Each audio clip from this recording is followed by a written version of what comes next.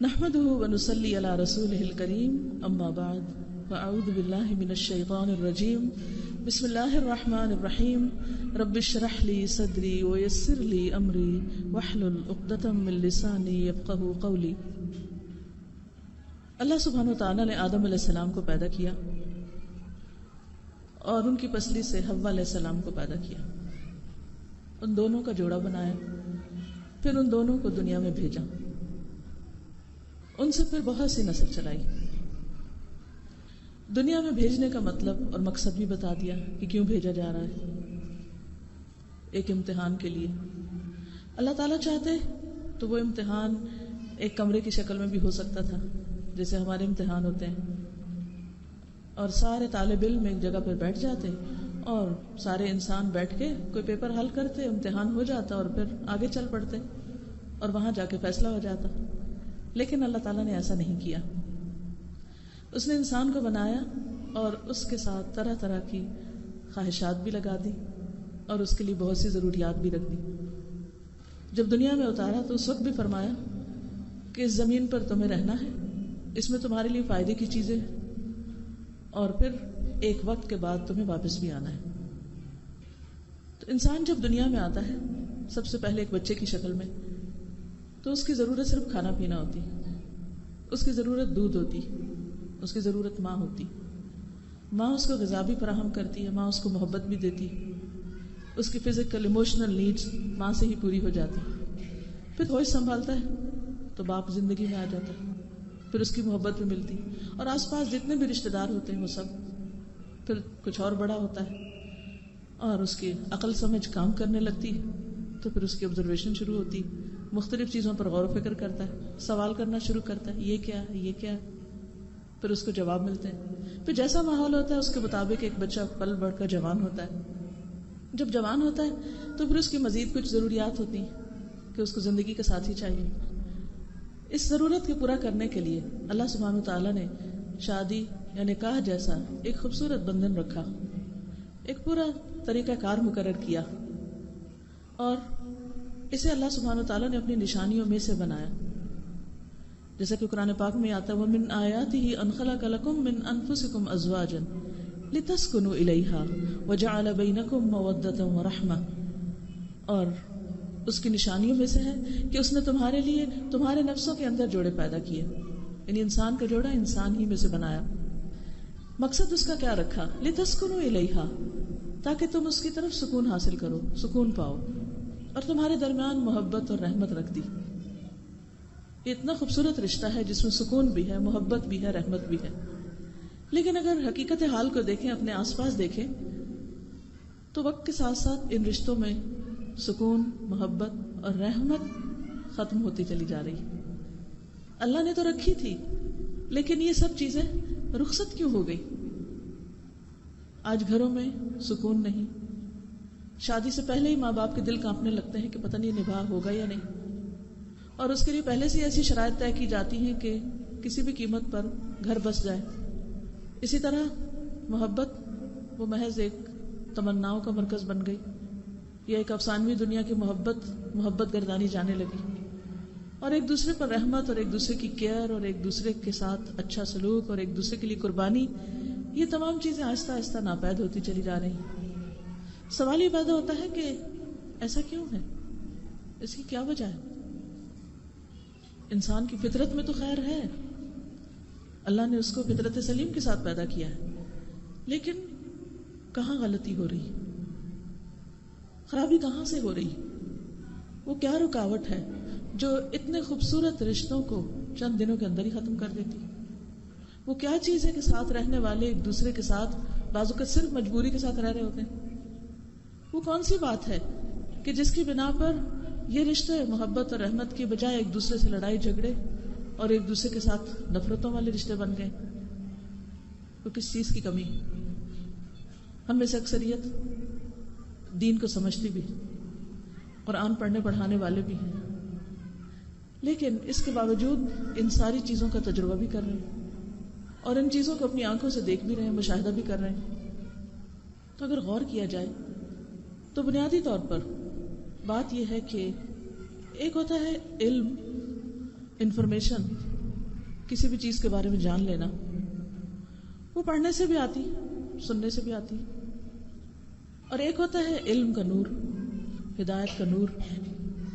وہ نور جو دل کے اندر اترتا ہے تو انسان کو بصیرت نصیب ہوتی، انسان کے اندر سوچ سمجھ پیدا ہوتی، اس کے نفع نقصان کے معیار بدلتے ہیں، اس کے اندر لینے کی بجائے دینے کی سوچ پیدا ہوتی، اس کے لیے دنیا سے زیادہ آخرت اہم ہو جاتی.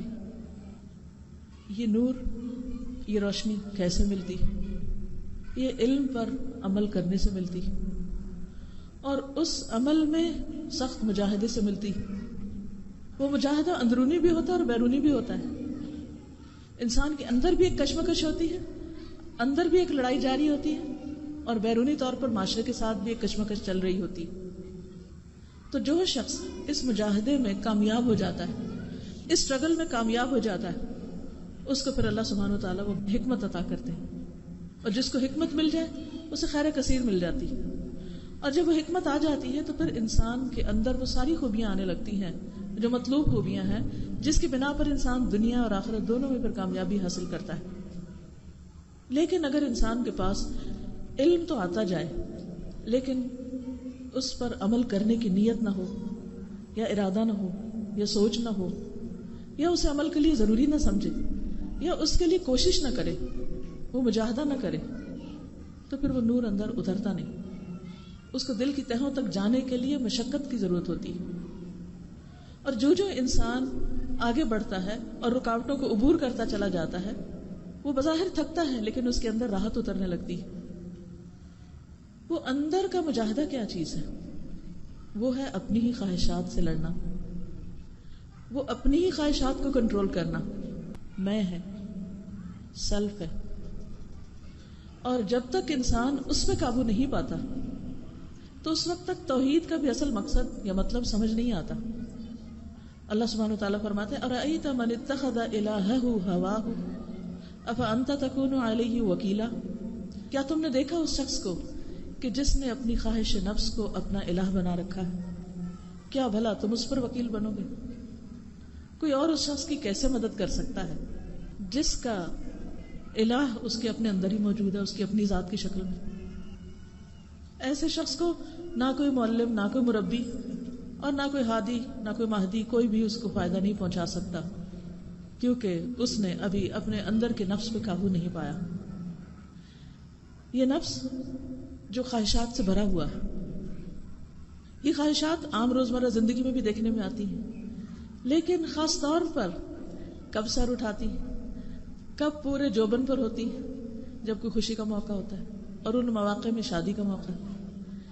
اگر ہم اپنی پوری زندگی پر غور کریں تو پیدائش سے لے کر جوانی، پڑھنا لکھنا، تعلیم حاصل کرنا، مختلف کام کاج، کاروبار وغیرہ وغیرہ، ان سب مواقع میں جو موقع خاص طور پر آتا ہے، جو ایک کلائمیکس ہوتا ہے زندگی کا، جو ایک اہم ترین مرحلہ ہوتا ہے، یعنی شادی کا مرحلہ، اس سارے مرحلے کو اور اس سارے عمل کو اور اس رشتے کو اور اس سب کو خواہشات کی نظر کر دیا گیا.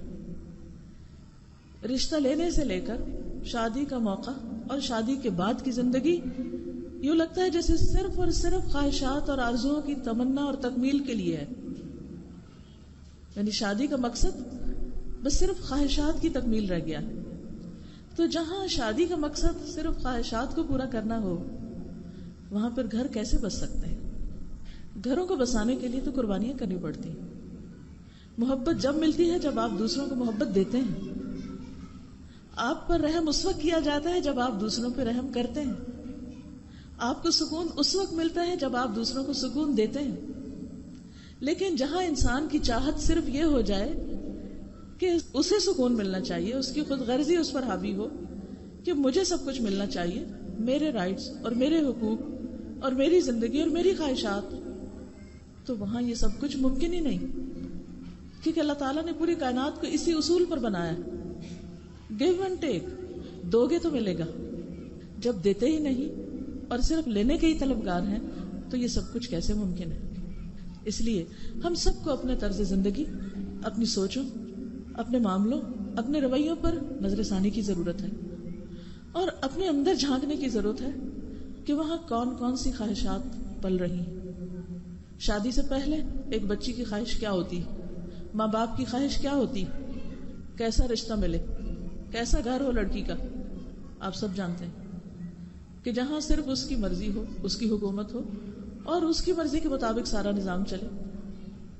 اور اسی طرح جب لڑکے والے رشتہ لینے کے لیے جاتے ہیں تو ان کی خواہش کیا ہوتی کہ زمین پر کوئی حور پری اتر آئے جس کا ایک مخصوص سائز ہو، مخصوص لک ہو، مخصوص چال ڈھال ہو، اور اگر وہ اس خود ساختہ کرائیٹیریا پر پورا نہیں اترتی تو وہ نظروں میں نہیں جچتی. اور پھر اگر کسی طرح پوری کوشش مشقت کے ساتھ وہ ایک مجاہدہ کس چیز کا ہوتا ہے، سب کو پتا ہے شادی سے پہلے لڑکیاں کس کس طرح کے مجاہدے کر رہی ہوتی ہیں. ان مجاہدوں کے بعد اگر وہ کسی طرح اس خاص معیار پر، اس سائز پر پوری اتر ہی آتی تو پھر اس کے بعد خود اس کے اپنے مطالبے. آج گھروں میں جھگڑے کس بات پر ہو رہے ہیں کہ فلاں ریسٹورینٹ میں کھانا کیوں نہیں کھلایا گیا، فلاں جزیرے پہ سیر کیوں نہیں کرائی گئی، فلاں ڈیزائنر کا لباس کیوں نہیں، فلاں ڈیزائنر کا پرس کیوں نہیں. اور لڑکی صرف ایک خوابوں کی دنیا میں رہنا چاہتی ہے، اور جب وہ خواب ٹوٹتے ہیں، بکھرتے ہیں، تو وہ جھگڑے شروع ہو جاتے ہیں. ایک دوسرے سے ان ریئلسٹک ایکسپیکٹیشنز جو رکھی جاتی ہیں، جب وہ پوری نہیں ہو سکتی اور ہو سکتی بھی کیسے ہیں، تو نتیجہ کیا نکلتا ہے؟ پھر دل ٹوٹتے ہیں، پھر ناراضگیاں ہوتی ہیں، اور پھر دونوں طرف سے تلخیاں شروع ہو جاتی ہیں، اور بالآخر ایک دوسرے کو ٹھکرا دیا جاتا ہے. ایک وقت تھا، کچھ زیادہ دور نہیں ہے وہ وقت، کہ جب لڑکیوں کی شادی ہوتی تھی اس میں زیور کپڑا سب کچھ تھا، لیکن ان سب چیزوں کے ساتھ خواہشات کی اتنی بھرمار نہیں تھی، تمنا اور امیدوں کے محل بہت اونچے نہیں تھے. اب ہو کیا رہا ہے کہ جب خواتین کی، عورتوں کی، جیسے بنی اسرائیل کی عورتوں کی خواہشات تھیں جس کی وجہ سے بنی اسرائیل میں زوال آیا، اور وہ خواہشات زائد از ضرورت زینت کا اختیار کرنا تھا جو زوال کا باعث بنا. آپ سب پڑھے لکھے لوگ ہیں، آپ کو معلوم ہے. وہی چیز جب ہمارے اندر آ گئی ہے تو یہی زوال کا باعث ہے. اس کا نقصان کیا ہوا ہے کہ مرد دن رات کمانے میں لگے ہوئے ہیں، مال اکٹھا کرنے میں لگے ہوئے ہیں. وہ جائز ہے یا ناجائز، حلال طریقے سے آ رہا ہے یا حرام سے، اس کی کسی کو پرواہ نہیں. کل پرسوں کے اخبار میں پڑھ رہی تھی کہ 19 کھرب روپے کی کرپشن ہوئی ہے ایک سال کے اندر، یعنی پیسہ حکومت کے خزانے سے چرا لیا گیا. تو کون ہے چرانے والا؟ کوئی باہر سے آ کے چرا گیا؟ وہ ہم ہی میں سے ہیں جنہوں نے لوٹ مار کی. جب اپنے ہی ملک کو لوٹ رہے ہیں ہم صرف اپنی ذاتی خواہشات کی تکمیل کے لیے، تو پھر خیر و برکت اس مال سے کہاں آ سکتی؟ پھر اس سے رحمت گھروں میں کہاں سے آ سکتی؟ پھر خوشیاں کہاں سے آ سکتی؟ پھر ٹائم کہاں سے مرد کے پاس نکلے گا جس نے 1 سے 2 اور 2 سے 3 جابز کرنی اور مختلف طریقے سے پیسہ کمانا ہے، کہ اس کے پاس پھر بیوی کے لیے وقت کہاں سے ہوگا، بچوں کی تربیت اور بچوں کی دیکھ بھال کے لیے وقت کہاں سے ہوگا، بوڑھے ماں باپ کے لیے وقت کہاں سے ہوگا؟ کیونکہ اس کو یہ سارا کچھ حاصل کرنا ہے، جو بظاہر تمناؤں کے محلات ہیں ان کو بنانا ہے اور ان کی تکمیل کرنی. اس میں سب سے زیادہ اہم رول ہم خواتین کا ہے. جب تک ہم اپنی ضروریات منیمم نہیں کرتے، جب تک ہم اپنی خواہشات کو نیچے نہیں لاتے، اس وقت تک بات نہیں بنے گی. قرآن مجید کے اندر خواہشات کے بارے میں جو کچھ کہا گیا ہے اس کا تھوڑا سا تذکرہ کروں گی. اللہ سبحانہ وتعالیٰ فرماتے ہیں افرأیت من اتخذ الہہ ہواہ وأضلہ اللہ علی علم وختم علی سمعہ وقلبہ وجعل علی بصرہ غشاوہ. بھلا آپ نے اس شخص کے حال پر بھی غور کیا جس نے اپنی خواہش نفس کو الہ بنا رکھا ہے، بس اسے اپنی خواہش پوری کرنی ہے، اس سے کوئی غرض نہیں کہ کیسے، کہاں سے، کس طرح، نہیں. اسے جو چاہیے، جیسا کپڑا چاہیے، جیسا کھانا چاہیے، جیسی سیر چاہیے، بس اس کو وہی چاہیے جو اس کے دل میں ہے. تو اس شخص کے حال پر بھی تم نے غور کیا جس نے اپنی خواہش نفس کو الہ بنا رکھا ہے اور اللہ نے علم کے باوجود اسے گمراہ کر دیا. اس سے کوئی فرق نہیں پڑتا کہ آپ کے پاس کتنی بڑی ڈگری ہے اور کتنا قرآن آپ نے زبانی یاد کیا ہوا اور کتنی حدیثیں آپ کو یاد ہیں اور کتنے بڑے بڑے فتوے آپ دے سکتے ہیں. اللہ سبحانہ و تعالیٰ فرماتے ہیں جو شخص خواہش نفس کو الہ بنائے گا اللہ اسے علم کے باوجود گمراہ کر دے گا. اس کے کان اور دل پر مہر لگا دی، اس کی آنکھ پر پردہ ڈال دیا. اللہ کے بعد اب کون ہے جو اسے ہدایت دے سکے؟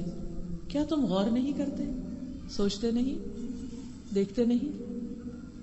نبی صلی اللہ علیہ وسلم نے فرمایا مجھے تمہارے متعلق ان گمراہ کن خواہشات سے سب سے زیادہ اندیشہ ہے جن کا تعلق پیٹ اور شرمگاہ سے ہوتا ہے، اور اپنی مرضی پر چلنے کی گمراہی کا بھی اندیشہ ہے۔ دین کیا کہتا ہے، والدین کیا کہتے ہیں، شوہر کیا چاہتا ہے، رشتہ دار کیا کہتے ہیں، لوگ کیا کہتے ہیں، نہیں، مجھے اس سے غرض ہے کہ میری مرضی کیا ہے، میرا دل کیا چاہتا ہے، مجھے خوشی کس چیز سے حاصل ہوتی۔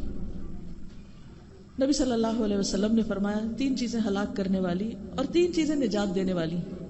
3 ہلاک کرنے والی برائیاں ہیں، بخل جس کی پیروی کی جائے، خواہش نفس جس کے پیچھے چلا جائے، یعنی جو دل میں آ جائے بس وہ کرنے لگ جائے انسان، چاہے out of wedlock relationships ہوں، چاہے شادی کے بعد غیر مردوں سے تعلق ہو، چاہے کسی بھی طرح کی کوئی خواہش ہو۔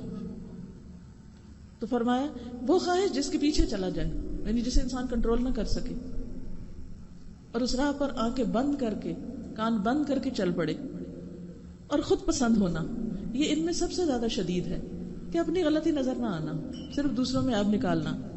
اور 3 نجات دینے والی نیکیاں یہ ہیں، خلوت اور جلوت میں اللہ کی خشیت، اللہ کا ڈر، اللہ کا خوف، فقر اور غنا میں میانہ روی، تھوڑا ہے یا زیادہ اعتدال کی زندگی، اور غضب اور رضا میں عدل، کسی کے خلاف غصہ ہو، نفرت ہو، انتقام ہو، پھر بھی انصاف کی بات کرے انسان۔ عام طور پر آپ دیکھیے کیا ہوتا ہے، اگر ساس کو بہو پہ غصہ آ گیا، یا بہو کو ساس کے خلاف کوئی چیز دل میں آ گئی، یا شوہر بیوی کو ایک دوسرے کے بارے میں، تو عموماً خدا خوفی نہیں رہتی، کوئی تقویٰ نہیں ہوتا، کیا ہوتا ہے ایک دوسرے پر الزام تراشی شروع ہو جاتی، اور بعض اوقات سچ سے آگے جھوٹ کا سہارا لے کر ایک دوسرے کو بلیم کیا جاتا ہے۔ حیرت ہوتی ہے اس وقت مجھے کہ اتنا کچھ جاننے کے باوجود بھی ایک انسان اتنا جاہل ہو سکتا ہے کہ دوسرے کے اوپر ایسے ایسے جھوٹے الزام لگائے اور ایسی ایسی حرکتیں کرے کہ اس سے شیطان بھی پناہ مانگے۔ ایسا کیوں ہوتا ہے؟ یہ اس وقت ہوتا ہے جب انسان صرف اپنی خواہش پوری کرنا چاہتا ہے، صرف اپنی رائے کو درست کہتا ہے، صرف اپنے آپ کو ہی ٹھیک سمجھتا ہے، اور ظلم کرتے ہوئے مظلوم بن جاتا ہے۔ یعنی بعض ایسے واقعات سننے اور دیکھنے میں آتے ہیں کہ انسان خود دوسرے کے ساتھ زیادتی کر رہا ہوتا ہے، مثلا ایک بیوی میاں کے ساتھ زیادتی کر رہی ہوتی ہے، اس کا حق نہیں دے رہی ہوتی، اور پھر ساتھ اس کو بلیم بھی کر رہی ہوتی ہے، یا اسی طرح شوہر بیوی کے ساتھ زیادتی کر رہا ہوتا ہے، اس کا حق دے نہیں رہا ہوتا، یا اس کو چیٹ کر رہا ہوتا ہے، اور پھر اس کے بعد مظلوم بھی بن جاتا ہے۔ یہ کیوں ہوتا ہے؟ یہ اس وقت ہوتا ہے جب انسان اپنے اوپر اپنے رب کو نگران نہیں سمجھتا، اور اس کی آنکھوں پر اور اس کے کانوں پر اور اس کے دل پر پردہ پڑ چکا ہوتا ہے۔ کتنے لوگ ایسے ہیں جو اپنی خواہش نفس کو پورا کرنے میں لگ جاتے ہیں، یعنی حلال سے ہے یا حرام سے۔ اب مثلا خواہش کو پورا کرنے کا ایک راستہ نکاح ہے، لیکن کتنے ہی لوگ ایسے ہیں جو نکاح کے بغیر اپنی خواہشات پوری کر رہے ہیں۔ تو حرام راستوں سے خواہش پوری کرنے کا انجام کیا ہے؟ ان کے لیے جہنم کے سوا کچھ نہ ہوگا، کیونکہ حقیقت یہ ہے کہ جو شخص اپنی خواہشات کو کنٹرول نہیں کر سکتا اور ان کو پورا کرنے میں حلال اور حرام کی فکر نہیں کرتا، اور صرف آنکھیں بند کر کے اس پہ چلتا چلا جاتا ہے، نہ وہ کسی کی سنتا ہے، نہ کسی سمجھانے والے کی، نہ کسی بتانے والے کی، نہ کسی نصیحت کرنے والے کی، اور اس کو یہ بھی نظر نہیں آتا کہ دنیا میں اس کے لیے کیا کیا نقصان ہے، اس کے اولاد یا اس کی بیوی یا اس کے گھر والے یا اس کا پورا خاندان کس طرح رسوا ہو سکتا ہے اگر وہ اس کی پرواہ نہیں کرتا۔ تو پیچھے کیا ہوتا ہے؟ صرف ایک خواہش۔ تو سب کی زندگیوں کو داؤ پہ لگا دینا، سب کی عزتوں کو داؤ پہ لگا دینا، صرف اور صرف اپنی خواہش پوری کرنے کے لیے، اپنے مال کو لٹا دینا، عزت کو لٹا دینا، ہر چیز کو رسک پر لے آنا، صرف ایک خواہش پوری کرنے کے لیے۔ اس سے نقصان دہ سودا کیا ہو سکتا ہے؟ اس لیے ہم سب کو اس بات کے بارے میں سوچنا چاہیے، غور و فکر کرنا چاہیے کہ ہمارے ایک دن کا پورا ٹائم ٹیبل، اس میں کہاں کہاں ہم صرف اپنی خواہش نفس کے پیچھے چل رہے ہوتے ہیں، ہماری زندگی کا طور طریقہ، اور خصوصاً ہمارے شادی بیاہ، اور پھر ہمارے باہمی تعلقات، شوہر بیوی کے باہمی تعلقات، والدین اور بچوں کے باہمی تعلقات، رشتہ داروں کے ساتھ تعلقات، اور باقی ہمارا پہننا اوڑھنا، لکھنا پڑھنا، سب چیزیں۔ پوری زندگی کو ریوائز کرنے کی ضرورت ہے کہ ہم کون سا کام محض خواہش نفس کے لیے کر رہے ہیں، خواہش نفس کی تکمیل کے لیے کر رہے ہیں، اور کون سا کام واقعی اللہ سبحانہ وتعالیٰ نے اس کی اجازت دے رکھی کہ خوبصورت طریقے سے اس خواہش کو پورا بھی کیا جائے، لیکن حلال کے اندر رہتے ہوئے، اللہ تعالیٰ کی دی ہوئی رخصتوں کے اندر رہتے ہوئے، اس کی حدوں کو پار نہ کر کے. تو یہ سب کوئی اور ہمیں نہیں بتائے گا. ہم میں سے ہر ایک کو اپنا محاسبہ خود ہی کرنا ہوگا، اپنا جائزہ خود ہی لینا ہوگا، اور جہاں سمجھ نہ آئے کسی سمجھ والے سے پوچھنا ہوگا، کیونکہ یہ زندگی صرف ایک بار ملی. اس کو ہم تجربات کی بھینٹ نہیں چڑھا سکتے. اس میں ہم صرف لا علمی میں، نہ سمجھی میں اپنا وقت نہیں گزار سکتے. یہ کہہ کے نہیں چھوٹ سکتے او ہمیں تو پتہ ہی نہیں تھا کہ یہ چیز اس میں آتی. ہم سب کو حدود کا علم ہے، حلال اور حرام، جائز اور ناجائز کا علم ہے. ہمیں دیکھنا چاہیے کہ کہیں ہم ان باؤنڈریز کو کراس تو نہیں کر رہے. کراس کرنا تو دور کی بات، ان تک جانے کی بھی اجازت نہیں. ان کے قریب قریب بھی جانا منع ہے کہ کہیں ایسا نہ ہو کہ ان کو پار کر جائیں. اور اللہ کی حفاظت کس کے لیے؟ جو اللہ کی حدود کی حفاظت کرتا ہے. نبی صلی اللہ علیہ وسلم نے ابن عباس سے کہا تھا کہ اے بیٹے، میں تجھے چند کلمات سکھاتا ہوں، تم ان کو یاد رکھو. اور اس میں سے پہلا کیا تھا؟ احفظ اللہ یحفظ کا. تم اللہ کی حفاظت یعنی اللہ کے احکامات کی حفاظت کرو، اللہ کی حدود کی حفاظت کرو، اللہ تعالیٰ تمہاری حفاظت کرے گا. تو دنیا اور آخرت میں اللہ کی طرف سے آنے والی حفاظت اور رحمت ڈپینڈ کرتی ہے کہ آپ اللہ کی قائم کردہ حدود کی حفاظت کس درجے میں کرتے ہیں اور کتنی کرتے ہیں. نبی صلی اللہ علیہ وسلم نے فرمایا، اللہ کی قسم میں تمہارے فقر سے نہیں ڈرتا، اس سے نہیں ڈرتا کہ تمہارے پاس کھانے کو کچھ نہیں ہوگا، لیکن میں اس بات سے ڈرتا ہوں کہ دنیا تم پر کشادہ کر دی جائے گی جس طرح تم سے پہلے لوگوں پر دنیا کشادہ کر دی گئی تھی. تو تم ایک دوسرے سے آگے بڑھنے لگو جس طرح وہ ایک دوسرے سے آگے بڑھنے لگے ہیں، اور وہ تمہیں غافل کر دے جس طرح ان لوگوں کو غافل کر دیا تھا. اسی لیے آپ جانتے ہیں کہ حضرت عمر کے زمانے میں جس وقت ایران فتح ہوا اور ایرانیوں کا سونا، چاندی، جواہرات، ہیرے، یہ سب کچھ مدینہ میں پہنچے، یعنی چاندی سونے کے ڈھیر لگ گئے. وہ قرآن مجید میں ہم پڑھتے ہیں نا، والقناطیر المقنطرۃ من الذهب والفضہ، تو کبھی دیکھنے کو نہیں ملتے کہ وہ ہوتے کیا ہیں، کہ ایسے ڈھیر. لیکن جب وہاں کا سب کچھ مدینہ پہنچا تو لٹرلی وہ ڈھیر لگ گئے، کیونکہ ان کے ڈیکوریشن پیسز سونے کے، ان کے کارپیٹس اور ان کے بچھونے اور بہت سی دیگر چیزیں لٹرلی سونے کی تاروں سے بنی ہوئی، ہیرے جواہرات سے پر. تو عمر رضی اللہ تعالیٰ عنہ کو جب اطلاع دی گئی اس سارے مال کی تو وہ رونے لگ گئے دیکھ کر، اور حکم دیا کہ شام ہونے سے پہلے پہلے اس کو تقسیم کر دیا جائے. اور خود جس طرح خالی ہاتھ آئے تھے اسی طرح خالی ہاتھ واپس گئے، اس میں سے کچھ بھی نہیں اٹھایا. کس بات پہ رو رہے تھے؟ اسی بات پہ رو رہے تھے کہ اس بات کا ڈر نہیں کہ تم پر فقر آ جائے گا، ڈر اس بات پر ہے کہ تم پر دنیا کشادہ کر دی جائے گی. انہیں ڈر اس کا تھا کہ یہ سونا چاندی جب مدینہ والوں میں تقسیم ہوگا اور ہر شخص جب مالدار ہو جائے گا تو پھر اس مال کے ساتھ جو قباحتیں آتی ہیں کہیں وہ قباحتیں نہ آنے لگ جائیں. اور پھر اصل ڈر جس چیز سے تھا کہ یہ دنیا تمہیں اسی طرح غافل نہ کر دے جیسے اس نے پہلے لوگوں کو غافل کر دیا تھا. اور دنیا میں غفلت کے ساتھ جینا، آخرت کو بھول کر جینا، اور صرف دنیا کی خوشیوں کو مد نظر رکھ کر اور دنیا کی نعمتوں کے پیچھے ہی دوڑتے رہنا، یہ انسان کے لیے سب سے بڑا امتحان ہے. جب انسان کے پاس نہیں ہوتا تو اس کا دل نرم ہوتا ہے، اس کے اندر ایک تکلیف ہوتی ہے جو اسے بار بار اللہ کی طرف رجوع کرنے کے لیے لے جاتی. انسان مجبور ہوتا ہے کہ اللہ کی طرف رجوع کرے. لیکن جب نعمت اور خوشحالی بہت زیادہ عام ہو جاتی ہے تو پھر کیا ہوتا ہے؟ پھر انسان غافل ہونے لگتا ہے اور وہ سمجھتا ہے اللہ مجھ سے راضی ہے، اب فکر کس بات کی. اور اب اس مال و دولت کے ذریعے اور ان سب نعمتوں کے ذریعے جتنا چاہو اپنی دنیا کو پھیلا لو. ایک اور جگہ پر آپ نے فرمایا، مجھے تم پر فقر و فاقہ کا اندیشہ نہیں، بلکہ مجھے تم پر زیادہ مال جمع کرنے میں لگ جانے کا اندیشہ ہے. اور مجھے تم پر غلطی کا اندیشہ نہیں، بلکہ مجھے تم پر جان بوجھ کر گناہوں میں ملوث ہونے کا اندیشہ ہے. غلطی تو کرتا ہی انسان، لیکن جان بوجھ کے گناہ کب کرنے لگتا ہے؟ جب وہ اپنے آپ کو بے نیاز پاتا ہے. مجھے کون پوچھنے والا ہے، مجھے کوئی کیا کہہ سکتا ہے، میرا کوئی کچھ نہیں بگاڑ سکتا، میں سب کو کنٹرول کر سکتا ہوں، میں سب کو خرید سکتا ہوں، میں جس کے ساتھ جو چاہوں کروں. پھر وہ وقت آتا ہے کہ جب انسان گناہوں کی دلدل میں پھسلنے لگتا ہے، جب وہ اپنے اوپر کسی اور کو نگران نہیں پاتا، جب وہ اپنے آپ کو کسی کے آگے جواب دے نہیں پاتا، کیونکہ اللہ کے ہاں جو جواب دہی اب تو کل ہے. آج دنیا میں بھی بعض لوگوں کے آگے جواب دہی ہوتی ہے، لیکن جب انسان کے پاس بہت کچھ آ جاتا ہے تو وہ اس احساس سے غافل ہو جاتا ہے، اس سے باہر نکل آتا ہے. اور پھر یہ موقع ہوتا ہے کہ انسان جان بوجھ کے گناہ کرتے ہوئے بھی ڈرتا نہیں، شرماتا نہیں، حیا نہیں ہوتی اس کو. اور حیا کا تعلق صرف لباس سے نہیں، حیا کا تعلق گفتگو سے بھی ہے، حیا کا تعلق کسی کے ساتھ معاملہ کرنے سے بھی ہے، حیا کا تعلق اس بات سے بھی کہ آپ اپنے والدین کے ساتھ کس ٹون میں بات کر رہے ہیں، اپنی ساس کے ساتھ آپ کس زبان سے بات کر رہے ہیں، اپنے میاں کے ساتھ آپ کیسا معاملہ کر رہے ہیں. ان سب چیزوں کے اندر حیا ہے. لیکن جب یہ حیا اڑ جاتا ہے تو پھر کسی کا بھی ادب، عزت، احترام باقی نہیں رہتا.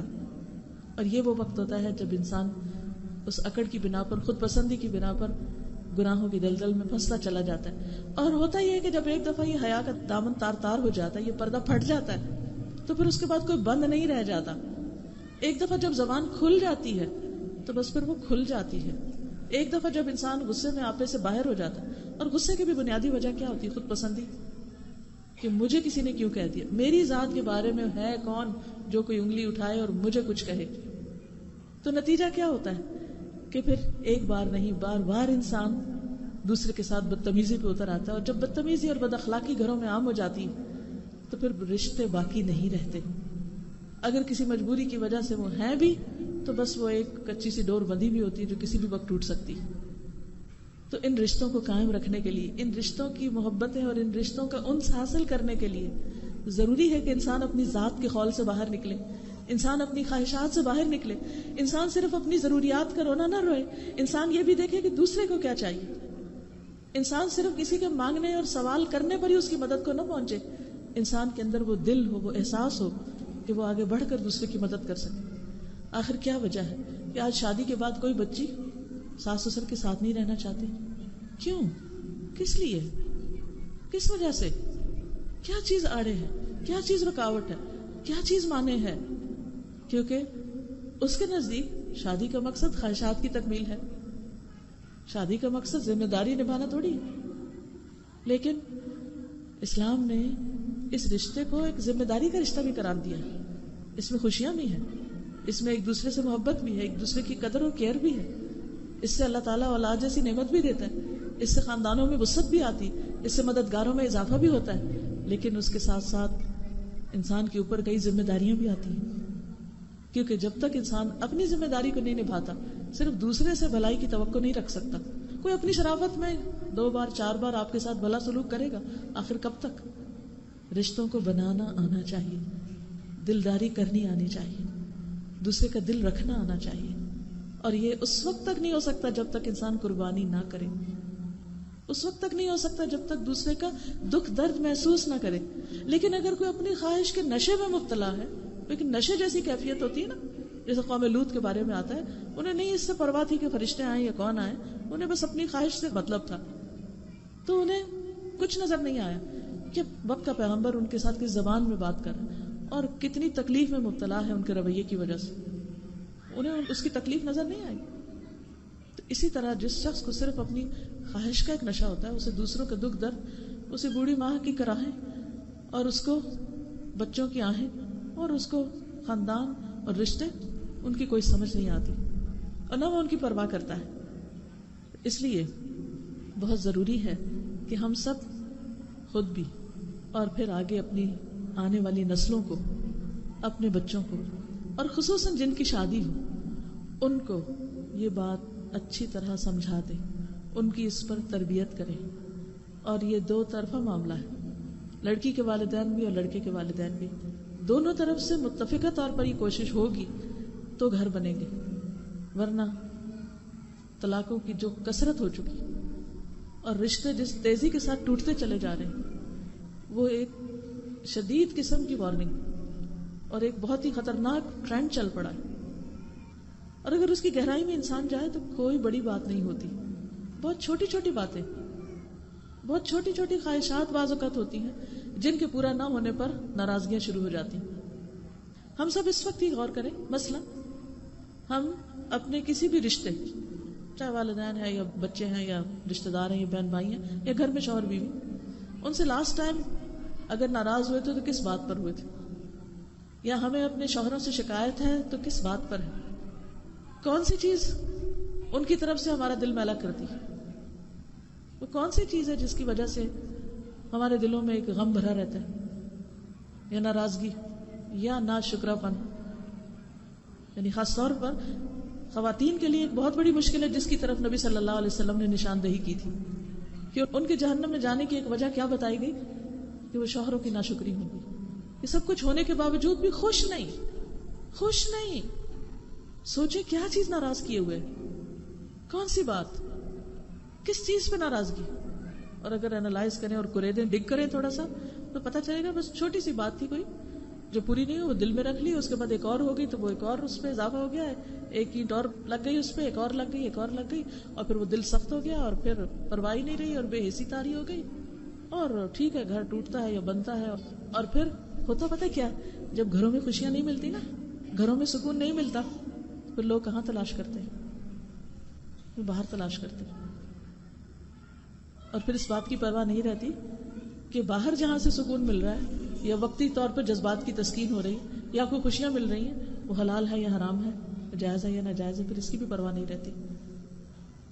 بیوی کیا ہے، گھر میں ہے بچوں کو پالنے کے لیے، لیکن افیئرز باہر ہیں، یا باہر جو کچھ دیکھتے ہیں وہ بیوی میں ڈھونڈتے ہیں. شوہر کی طرف سے کہاں مشکل آتی ہے کہ وہ باہر جو کچھ دیکھ رہا ہے وہ چاہتا ہے وہ سب کچھ اس کو بیوی کے اندر ملے جو اس کو وہاں نہیں مل پاتا، تو پھر وہ اپنی تسکین باہر کرنا چاہتا ہے.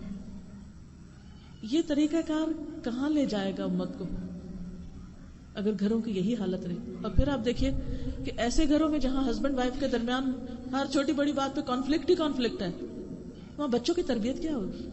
وہ بچے سیکھیں گے کیا؟ اگر شوہر اور بیوی ایک دوسرے کا احترام نہیں کرتے، وہ 10 لیکچر سنے احترام پر، وہ احترام کرنا سیکھ ہی نہیں سکتے. وہ احترام نہیں کرنا جانیں گے کیونکہ انہوں نے گھر میں دیکھا ہی نہیں احترام ایک دوسرے کا.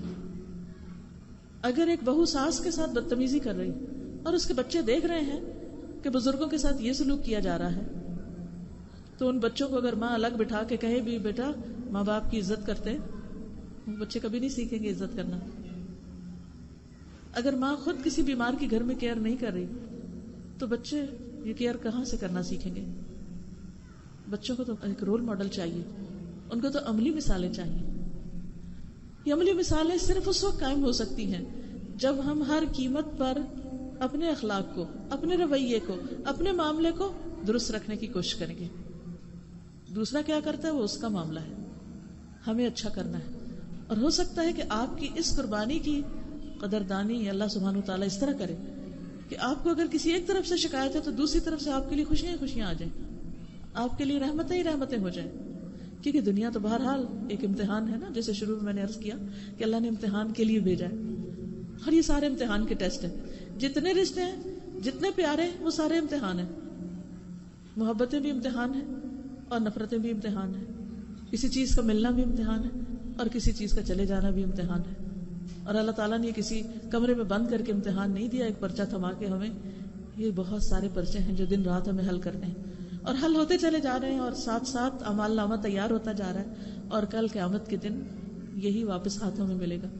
اور یہ بھی یاد رکھیے کہ مرتے وقت دل کی جو حالت ہوگی اس کو وہاں ہی سیل کر دیا جائے گا. ہوتا یہ ہے کہ توبہ کا دروازہ کھلا رہتا ہے جب تک انسان کی جان کنی کا وقت نہ آ جائے، فرشتہ نظر نہ آ جائے، اور دوسری طرف جب سورج مغرب سے طلوع ہوگا تب تک توبہ کا دروازہ کھلا ہے. وہ دروازہ جس کی مسافت 70 سال کے فاصلے بتائی جاتی ہے اس وقت وہ بند کر دیا جائے گا. پھر کسی کا عمل فائدہ نہ دے گا، نامہ اعمال اس وقت لکھا جانا بند ہو جائے گا، فرشتے قلم رکھ دیں گے اور باقی اس کی زندگی کا عمل اس کے جسم میں اس کی ریکارڈنگ ہو جائے گی. اب یہ دروازہ جب بند ہو جاتا ہے، موت کا جب وقت آتا ہے اور بعضوں کا بالکل اچانک آتا ہے، اس وقت دل کی جو حالت ہوگی اس کو اسی طرح سیل کر دیا جائے گا. وہی حالت قبر میں، وہی حالت حشر میں، وہی حالت آگے تک جائے گی. اس لیے جتنی اصلاح اس دل کی اس دنیا میں ہو جائے، روز کی روز ہو جائے، اتنی ہی بہتر ہے. ایسا نہ ہو کہ ہم لوگوں کے خلاف نفرت، بغض، عداوت، حسد، بدگمانی دلوں میں بھر کے اس دنیا سے رخصت ہو. ہمیں یہ یاد رکھنا چاہیے کہ ہمارے آس پاس سب انسان بستے ہیں اور سب آدم کی اولاد ہیں، اور آدم بھول گئے تھے اس لیے ہر بندہ بھولتا ہے. اگر شوہر بھول جائے کچھ لانا دینا کوئی وعدہ تو کوئی بات نہیں، وہ بھی انسان ہے. اگر بیوی کوئی کام کرنا بھول جائے تو وہ بھی انسان ہے.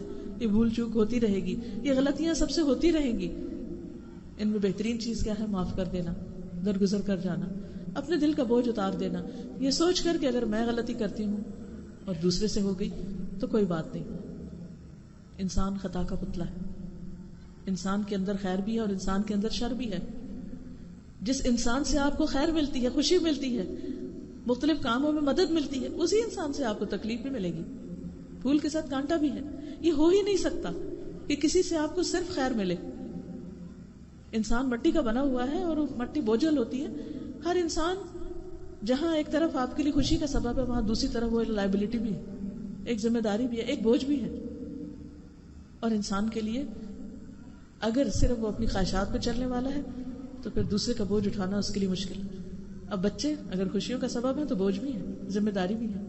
شوہر یا بیوی بھی آپس میں، اسی طرح سارے ریلیشن شپ. تو اس میں خوش رہنے کا قاعدہ کیا ہے؟ مطمئن رہنے کا قاعدہ کیا ہے؟ کہ انسان دوسروں کو معاف کرتا چلا جائے، درگزر سے کام لیتا چلا جائے، اپنے دل کو روز صاف کرتا چلا جائے. اور جس دل میں آخرت کی فکر لگ جاتی ہے وہ دنیا کے اندر پہنچنے والی تکلیفوں پر آسانی سے صبر کر لیتا ہے. دنیا کی تکلیفیں اس کو ہلکی نظر آنے لگتی ہیں، دنیا کے حساب اس کو معمولی نظر آتے ہیں جب اس کو آخرت کے حساب کی فکر لگتی ہے. تو اس لیے اس دنیا کی اصلاح ہو نہیں سکتی جب تک ہماری نظر کے سامنے ہر وقت آخرت نہ رہے. اسی لیے آپ دیکھیے کہ شادی کے موقع پر جو خطبہ ہوتا ہے، خطبہ نکاح، اس میں بار بار کیا کہا گیا؟ یا ایھا الذین آمنوا اتقوا اللہ، اے لوگو اللہ سے ڈرو. یا ایھا الذین آمنوا اتقوا اللہ حق تقاتہ ولا تموتن الا وانتم مسلمون. تمہاری موت نہ آئے مگر اس حال میں کہ تم فرما بردار ہو، تم مسلمان ہو، تمہارا دل سلامت ہے، تمہارے دل میں کسی کے بارے میں کچھ نہیں. پھر یا ایھا الناس اتقوا ربکم الذی خلقکم من نفس واحدۃ وخلق منها زوجها وبث منهما رجالا کثیرا ونساء واتقوا اللہ الذی تساءلون به والارحام ان اللہ کان علیکم رقیبا. یہاں بھی اللہ سے ڈرنے کا حکم ہے. اپنے رب سے ڈرو جس نے تمہیں ایک جان سے پیدا کیا، اسی سے جوڑا بنایا اور اس سے بہت سے مرد اور عورت دنیا میں پھیلا دیے. اللہ سے ڈرو. دوبارہ پھر تاکید، وہ جس کا واسطہ دے کر تم ایک دوسرے سے اپنے حق مانگتے ہو. رشتہ داریوں کے بارے میں اللہ سے ڈرو، کیونکہ ارحام کے بارے میں جب تک انسان اللہ سے نہیں ڈرتا زیادتی کرنے سے بچ نہیں سکتا. ان اللہ کان علیکم رقیبا. اور ہمیشہ یاد کیا رکھنے کی بات ہے کہ میں اللہ کی نگرانی میں ہوں. میرا شوہر مجھے دیکھ رہا ہے یا نہیں دیکھ رہا؟ میرا رب مجھے دیکھ رہا ہے. میری ساس میری نگرانی کر رہی یا نہیں کر رہی؟ میرا رب نگرانی کے لیے کافی. لوگوں کے ڈر سے نہیں، اللہ کے ڈر سے جب زندگی بسر ہوتی تب وہ زندگی میں راحتیں آتی، تب وہ زندگی تکلیفوں اور مشکلات کے باوجود بھی انسان کے لیے سکینت کا باعث ہوتی ہے. اور تیسری آیت میں بھی یہی فرمایا یا ایھا الذین آمنوا اتقوا اللہ وقولوا قولا سدیدا. اے لوگو جو ایمان لائے ہو، اللہ سے ڈرو اور سیدھی بات کرو. یصلح لکم اعمالکم، تمہارے اعمال درست کر دے گا. تعلقات کی خرابی کی ایک بڑی وجہ کیا ہوتی ہے؟ رشتوں کی بنیاد جھوٹ پر قائم کرنا، دھوکہ دینا، فریب دینا، دوسرے کو غلط تصویر دکھانا. حقیقت کچھ ہے، دکھایا کچھ. بہت سے لوگ شادی کے بعد نالاں کیوں ہوتے ہیں؟ کہ ان کے ساتھ دھوکہ ہو گیا، بہت بڑا دھوکہ ہو گیا، ہمارے ساتھ فراڈ ہو گیا، ہم تو لٹ گئے، ہمیں کچھ اور دکھایا گیا اور حقیقت کچھ اور تھی. تو یہ اسی چیز کا نتیجہ ہے نا کہ جب انسان صحیح بات نہیں کرتا، اور اگر کوئی صحیح بات کرتا ہے تو وقتی طور پہ مشکل آئے بھی تو اللہ تعالیٰ تمہارے اعمال کی اصلاح کر دے گا اور تمہارے گناہ بھی معاف کر دے گا. کیونکہ گناہوں کی معافی کے لیے شرط ہے انسان اپنی غلطی کا اعتراف کر لے. وَمَن يُطِعِ اللَّهَ وَرَسُولَهُ فَقَدْ فَازَ فَوْزًا عَظِيمًا. جو اللہ رسول کی اطاعت کرے وہی دراصل بہت بڑی کامیابی پائے گا. تو اللہ رسول کی اطاعت صرف نماز روزے کے وقت میں نہیں، صرف حج کے موقع پر نہیں، صرف کسی ریچول کی ادائیگی کے وقت نہیں، باقی ساری زندگی میں بھی. کیونکہ اللہ تعالیٰ نے کتاب ہدایت اسی لیے بھیجی، اسوہ حسنہ اسی لیے بھیجا کہ ہر معاملے میں ان کی پیروی کریں. لیکن افسوس یہ کہ ہم پک اینڈ چوز کرتے ہیں. کچھ معاملات میں تو پیروی کر لیتے ہیں، لیکن کچھ معاملات میں اپنی خواہشات کی پیروی کرتے ہیں، اپنے رسم و رواج کی پیروی کرتے ہیں. اس وقت ہمیں قطعاً یاد نہیں رہتا کہ اللہ اور اس کے رسول صلی اللہ علیہ وسلم کا حکم کیا ہے. رسول اللہ صلی اللہ علیہ وسلم نے فرمایا تمہارے اوپر دنیا برسا دی جائے گی یہاں تک کہ تم میں سے کسی ایک کے دل کو کوئی چیز ٹیڑھا نہ کرے گی مگر دنیا کی مزید طلب. ہم ڈرتے ہیں نا اس بات سے کہ ہمارے دل ٹیڑھے ہوں, دعا بھی کرتے ہیں ربنا لا تزغ قلوبنا بعد اذ ہدیتنا, کہ اللہ ہدایت کے بعد ہمارے دلوں کو ٹیڑھا نہ کر. لیکن دل کیوں ٹیڑھے ہو جاتے ہیں؟ دل اس وقت ٹیڑھے ہوتے ہیں جب انسان اپنی خواہشات کے پیچھے دوڑتا ہے اور جب اس کے لیے دنیا میں وسعتیں ہو جاتی ہیں یا دنیا کی مزید طلب اور حرص اس کے اندر ہو جاتی. پھر اسی طرح نبی صلی اللہ علیہ وسلم نے فرمایا لوگ معمولی دنیاوی ساز و سامان کے بس اپنے دین کو فروخت کر دیں گے, یعنی اس وقت ان کو یہ یاد نہ رہے گا کہ ان کے دین کا تقاضا کیا ہے, اس وقت ان کو بس یہی یاد ہوگا کہ ہماری خواہش کیسے پوری ہو سکتی. چند ایک باتیں اس بارے میں کرنا چاہوں گی کہ شادی کے شروع میں, کیونکہ یہاں کچھ ینگ بچیاں بھی ہوں گی اور کچھ بچوں کی مائیں بھی جو شادی کی عمر کو پہنچ چکے ہیں, باہمی تعلقات کے لیے کچھ بنیادی اصول ہیں. میں بہت لمبی چوڑی تفصیلات میں تو نہیں جاؤں گی, لیکن چند ایک ٹپس یہاں دینا چاہوں گی کہ جن پر عمل کرنے سے باہم ریلیشن شپ اچھے ہو سکتے ہیں. اب دیکھیے کہ تعلقات جو ہیں ان کو عربی میں اسباب سے بھی تعبیر کیا گیا. اسباب سبب کو کہتے ہیں, سبب رسی. تو رسی کا فنکشن کیا ہے؟ رسی دو چیزوں کو باہم باندھتی ہے. تو ہمارے ریلیشن شپ جو ہیں وہ بھی ہمیں آپس میں ہماری بانڈنگ ہوتی ہے اور ہمارے ایک دوسرے کے ساتھ تعلق ہوتا ہے, ایک دوسرے کے ساتھ ایک کنیکشن اور ایک دوسرے کے ساتھ ایک میل جول. اور خصوصاً شادی کے وقت نکاح کے رشتے میں بندھ کر دو لوگ ایک رشتے میں بندھ جاتے ہیں, وہ باندھنے کا لفظ آ جاتا ہے, نکاح کی ڈوری میں ایک دوسرے کو باندھ دیا جاتا ہے. اب آپ دیکھیے کہ یہ ریلیشن شپس اس وقت قائم ہوتے ہیں جب رسی کے دونوں سرے دونوں کے ہاتھ میں ہو. اگر ایک سرا چھوڑ دے گا تو صرف ایک شخص کے رسی پکڑے رکھنے سے رشتہ قائم نہیں رہتا یا اس کے اندر خوبصورتی باقی نہیں رہتی. لیکن رسی کا اصول کیا ہے؟ اصول یہ ہے کہ جب ایک کھینچے تو دوسرا اس کو ذرا ڈھیلا چھوڑ دے, اور پھر جب پہلا کسی وقت کھینچے تو دوسرا ڈھیلا چھوڑ دے. کبھی ایک کی باری ہوتی, کبھی دوسرے کی ہوتی. امیر معاویہ سے کسی نے یہی پوچھا تھا کہ آپ کے عوام کے ساتھ اچھے تعلقات کا راز کیا ہے؟ انہوں نے کہا کہ میرے اور ان کے تعلقات ایک رسی کی طرح ہیں, جب وہ کھینچتے ہیں تو میں ڈھیلی چھوڑ دیتا ہوں, اور کبھی میں کھینچتا ہوں تو ان کی طرف سے رسپانس بہتر آتا ہے. تو اگر دونوں ہی کھینچنا شروع کر دیں تو پھر کیا ہوتا ہے؟ ٹگ آف وار آپ نے کھیلا ہوگا, کبھی یہ دیکھا ہوگا کہ پھر رشتے ختم ہو جاتے ہیں, وہ رسیاں ٹوٹ جاتی ہیں. قیامت کے دن تو تقطعت بہم الاسباب, اسباب ختم ہو ہی جائیں گے, رشتے ختم ہو جائیں گے. لیکن بعض اوقات دنیا بھی جہنم بن جاتی ہے اور رشتے ختم ہو جاتے ہیں. ان رشتوں کو قائم رکھنا, چاہے وہ خون کے رشتوں کے ساتھ ہو یا سحر یعنی سسرال کے ساتھ ہو, اور خصوصاً جو قریب ترین رشتے جنہوں نے روز ساتھ رہنا ہے, ان کے لیے بہت ضروری ہے کہ وہ ایک دوسرے کے ساتھ اچھی کمیونیکیشن کرنا جانے. جب ڈس فنکشنل کمیونیکیشن ہوتی ہے, کمیونیکیشن درست نہیں ہوتی, تو تعلق کبھی بھی اچھا نہیں ہو سکتا. انڈرسٹینڈنگ کب ہوتی ہے؟ جب آپ دوسرے کی بات سنیں اور اس کو سمجھیں, اور جب آپ خود بات کریں تو دوسرے کے سمجھنے کے لیول پر لا کر بات کریں. اچھی کمیونیکیشن کے لیے ایک بہت اہم اصول جو آپ نے کئی بار سنا ہوگا, یہاں یاد دہانی مقصود ہے, نہیں سے بات نہ شروع کریں. کیونکہ ہمیں قریب رہنے والوں کی کچھ باتیں بہت اچھی طرح پتہ ہوتی ہیں اور ہم ایزیوم کر لیتے ہیں کہ اس نے یہ بات اس وجہ سے کی ہے, اور ہم پہلے ہی سے ڈس ایگری کر کے اس کو نہیں سے جواب دیتے ہیں. اب دوسرے پر اس نہیں کا اثر کیا ہوتا ہے؟ جب کوئی بات کہہ رہا ہو اور نہیں کر کے ہم اس کو کاٹ دیں تو دوسرے کا دل ٹوٹتا ہے. دوسرے کا بھی پھر ایک مینٹل بلاک آ جاتا ہے کہ اچھا اگر اس نے سننا ہی نہیں, اگر اس نے سمجھنا ہی نہیں اور اس نے ایکسیپٹ ہی نہیں کرنا تو مجھے بھی بات کرنے کی کیا ضرورت ہے, لہٰذا وہ بات آگے نہیں بڑھتی. تو ہم سب اپنے طرز گفتگو پر غور کریں, اور جب ہم یہاں سے اٹھ کے گھروں کو لوٹیں گے انشاءاللہ تو قریب ترین رشتوں میں جب بات چیت کریں تو دیکھیں کہ ہم نے کتنی دفعہ نہیں بولی. نہیں کی بات ہو بھی تو اور سے بدل لیں, کسی اور لفظ سے بدل لیں. دوسری چیز, توجہ سے بات سننا. بعض اوقات دوسرے کی بات بالکل فضول ہوتی, سینس لیس, بیکار, ڈزنٹ میک اینی سینس, اور آپ صرف اس لیے منہ موڑ لیتے ہیں کہ یہ فضول باتیں کرتا ہے یہ شخص, اور اس نے پھر کوئی ایسی بات کرنی ہے تو مجھے نہیں سننی.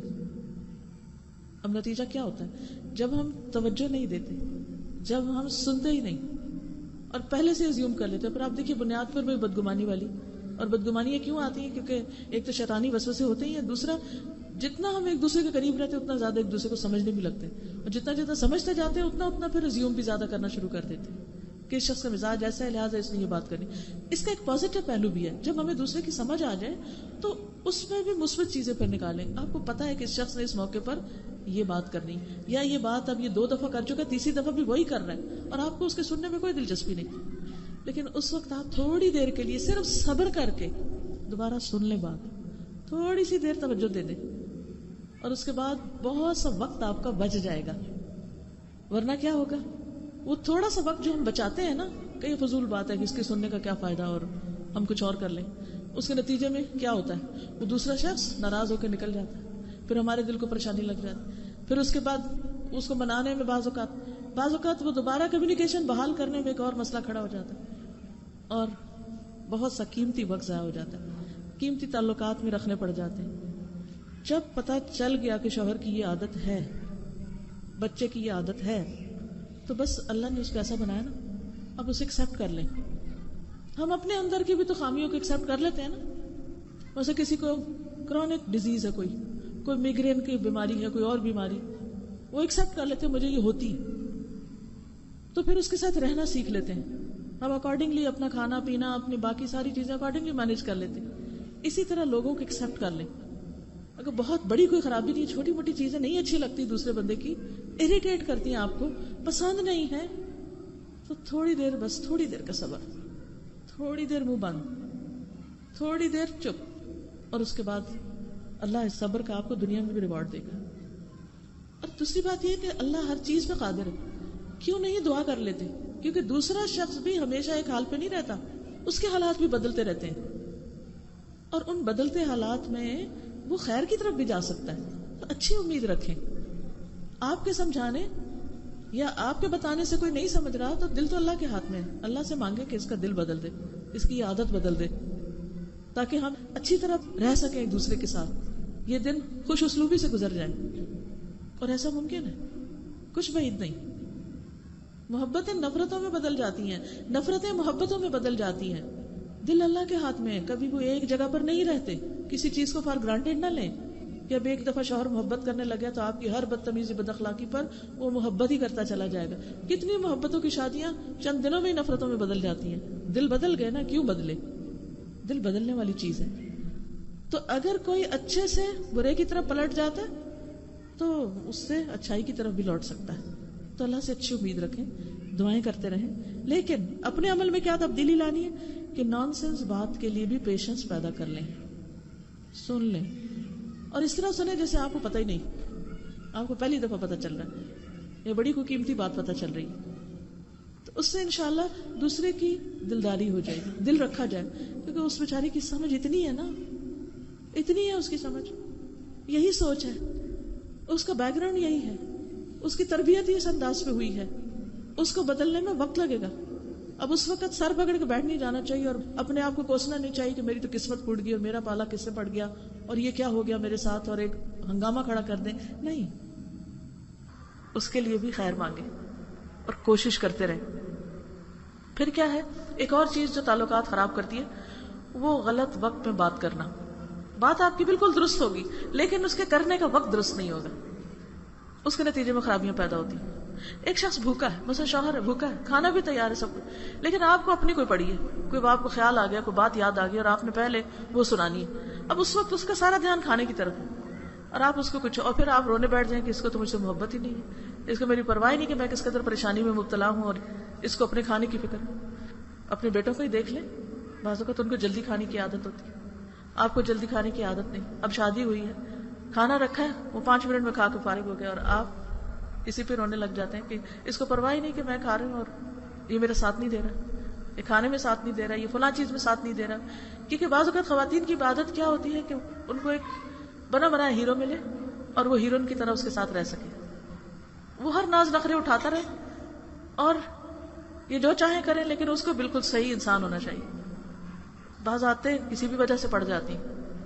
اب آپ کو نظر آ گیا ہے کہ یہ کوئی معیاری طریقہ نہیں ہے ایک کام کے کرنے کا، لیکن اب صبر سے ہی کام لینا ہوگا. اب اس کی درستگی میں وقت لگے گا. اور بہت سی عورتیں اپنی سمجھ، محبت، حکمت کے ساتھ شوہروں کی بڑی بڑی بگڑی ہوئی عادتیں درست کر لیتی اور کامیاب زندگی بسر کرتی. تو ریڈی میڈ چیزوں کی عادت نہ ڈالیں.